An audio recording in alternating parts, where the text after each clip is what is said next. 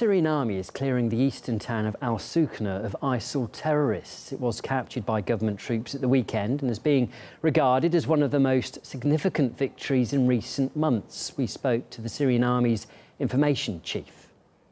Our military units have encircled al-Sukna in the suburbs of Palmyra and are advancing on the last ISIL stronghold. There may still be snipers there. The ISIL terrorists, as usual, are leaving behind landmines and unexploded shells, making it difficult for the Syrian army to move forward. Troops are monitoring the city and tracking every move of the ISIL snipers and fighters. The Syrian military is fighting to remove the last ISIL terrorists from the city. As soon as the operation to wipe out the militants is over, the Syrian armed forces will officially declare the liberation of the city.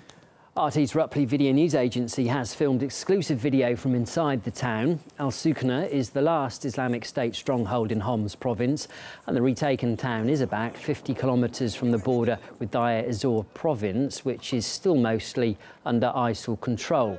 Ilya Petrenko explains the importance. Syrian war geography. The southeast is where the color-coded key is least complicated.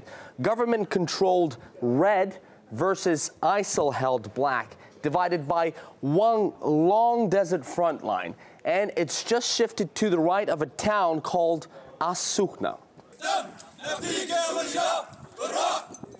There's plenty to celebrate for these pro-Assad troops and their commanders. Saving al-Sukna edges them closer to their ultimate goal in this part of Syria, Deir ez-Zor, where 100,000 to 200,000 people are completely surrounded by Islamic State. In a few more months, the siege will have been ongoing for 3 years. In strategic terms, al-Sukna is the last stop on the way to Deir ez-Zor province. Taking control of this province will mean wiping out ISIL's impromptu oil production. No more cash for the terrorists.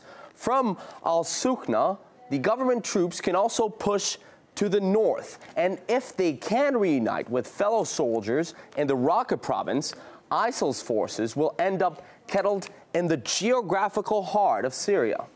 Al-Sukna is definitely the beginning of the absolute end of ISIS in Syria. Well, there are definitely two potentialities. Al-Sukna is only 50 kilometers away from Deir ez-Zor. Retaking that particular city is of vital importance to actually reopening the route and the road to Deir ez-Zor.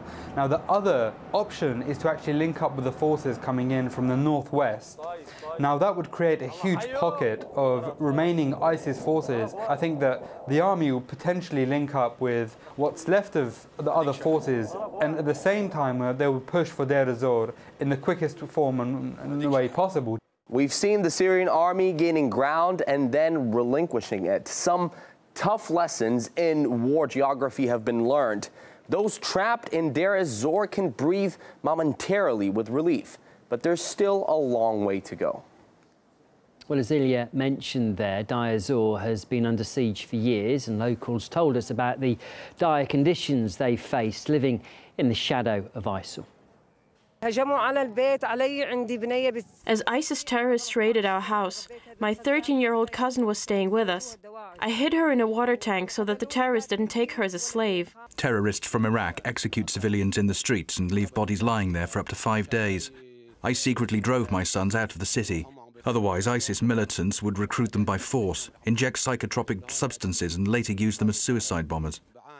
Civilians don't have access to regular goods, to commodities, to services. Planes aren't always able to reach Deir ez-Zor or actually parachute the equipment or the food which is needed. Deir ez-Zor is on the outskirts, is one large front line. You've got thousands of Syrian forces fighting ISIS on a day-to-day basis. They're in constant need of resupply.